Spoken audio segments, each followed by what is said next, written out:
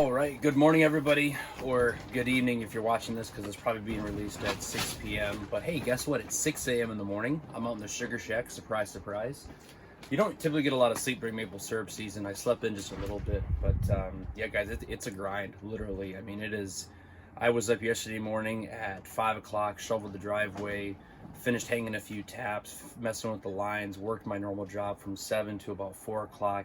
Then came out in the sugar shack in the sugar bush and was out here from 4 until about 9 o'clock last night, and then back at it again today. So it's a really short season. The season is only about 5 weeks long typically, so you got to get all your syrup done in that really short amount of time. So it is technically, it's a super hard grind, but I really do love it. I really do appreciate all the support, guys. I know this time of year, especially on social media and Instagram, my following doesn't do really good. My interactions don't really do really good. But hey, I'm very passionate about this stuff. You guys are very supportive, so I want to continue to support you guys and show you guys this entire process. So what we got to do today is put a few gallons of water back in the evaporator so that we can make sure the float box is level. I need to do some final organization, and I need to put a filter on the sap tank. But other than that, we're getting really close, guys. Sap is going to run again today really good. It should probably run tomorrow pretty hard, and hopefully I'll be boiling on Thursday, maybe Friday at the latest. So yeah, hang out with me this morning and let's see what we can get done. That quite possibly was the fastest time lapse or the shortest time lapse ever. But what I want to take just a quick second, you guys saw me pour sap into the pre-roll pan. Okay, can't really talk. So what I want to show you guys is how the float box works. Okay, so there's technically, let's say, water, but there's sap in there. It goes into this float box here, so you can see the float is floating, and I've got 2 inches of liquid in here. So I want to keep 2 inches of liquid in the pan at all times, because the deeper the syrup or the deeper the sap in the pan, the slower the boil. So 2 inches for me is where I'm comfortable. So what's going to happen is I'm going to open the back valve back there, which is going to let the float box water sap flow into the pan. Okay, so it's going to flow in, and then it's going to start to fill this thing up, and hopefully when it gets to 2 inches across the entire pan, the float box will stop. So let's open that valve and so you guys can hear and see what's going on. All right, so I just opened the valve. You guys can hear and see more water's coming in, and if you look right there in the back, you can see the water's pouring in. So that is essentially how the float box works, is this float will actually float down and let more water in as I evaporate and boil off. So it's crazy, and I'll explain it why I'm boiling, but as the change in density happens from 2% sugar to 59% sugar, that change in density is what pushes the sap through the system. Okay, so the sap comes back in there as it boils. It goes through this little channel here, goes across the pan, there's another channel back there, and it comes right here to the front, and this is where I draw my syrup off. Okay, so I'm going to let this thing fill up completely, get 2 inches of water in it, and then I'm going to simulate a boil by opening this valve, and hopefully it keeps this thing at 2 inches of liquid. Guys, this is huge. This is an absolute game changer for me. So excited about it. Okay, so you can see here's the level of water right there, and that's the spout that goes out, and that's right at about 2 inches. It's pretty close. I need to get it just a little bit deeper, just because you get it too shallow, you burn the pan, you're going to have problems. You don't want to do that. So there's this little fine adjuster here on the top of the float box, and as I adjust this, it should actually bring that level up. So you can hear it's letting more water in.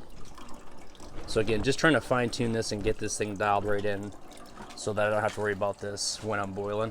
So let this sit here and rise for a minute and see what that level looks like. While the float box is filling the pan up, I want to just explain to you guys why that float box is such a game changer for me. So before I started doing this stuff and documenting it and showing you guys live, okay, what I'd have to do is make sure that there was enough sap in the pre-warm pan, so there was the same spout here, right there in that connection. So as you're boiling, I'm dumping cold sap in here, and that cold sap at 2% sugar is pushing the higher density syrup through the system all the way to here, okay? Well, you don't want to get the syrup too low in the pan because you can burn the pan, but you don't want it too deep either because then it takes longer to boil. So it's kind of a fine balance. You're kind of chasing your tail a little bit. So that was all manual. So not only am I trying to make sure there's enough sap in here that I don't burn the pan, but I've got to fire the wood box every minute and a half. So every minute and a half I've got to put wood in. As I'm drawing syrup off, I'm increasing the flow coming out plus the evaporation rate, plus I've got to make sure there's enough sap in there. So that float box is going to be automatic. As this level drains down, it's going to allow more sap to go in. So now the only thing I have to worry about is putting sap in the pre-warm pan. The level will always be the same. So again, I'll show you guys during the season, but that's why that float box is such a game changer, because it does it automatically now. Now you can see in here probably the float box is trickling just a little bit. So we've got just over, 2 and let's say 1/8 of liquid in the viewing glass there. It might not be perfect, but here's what I used to do to check my level as I'm boiling. So I've got this wooden dowel, and I scribed that 1 3/4 mark on it roughly. And that's kind of like my lowest point. I don't want to get any lower than that because I could burn the pan. So if I set this in the water, you guys can actually see just over it actually, which isn't bad. I can always adjust it as I'm boiling.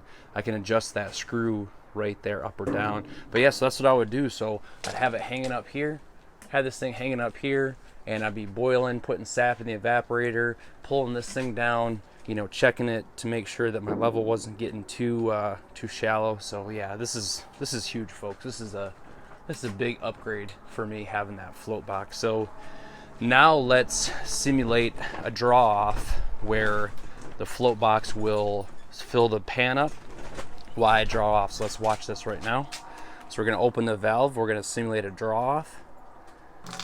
So now we've got sap, maple syrup coming out of the bucket or coming out of the spout. And this should start to increase, or it should start to open as the water drains. A little bit faster.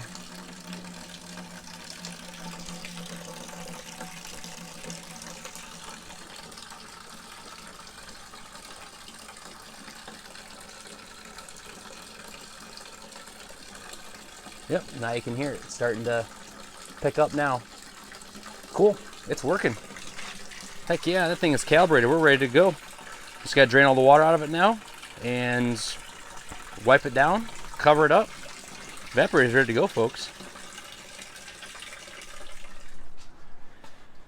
That was just another short, sweet episode, guys, of the prep work. So I'm really trying to keep these videos under 10 minutes. I know this stuff is probably not as interesting as when I start to boil and we get to play with really hot fires and this whole sugar shack is full of steam. But I'm just trying to give you as much information and educate you on my setup and my process.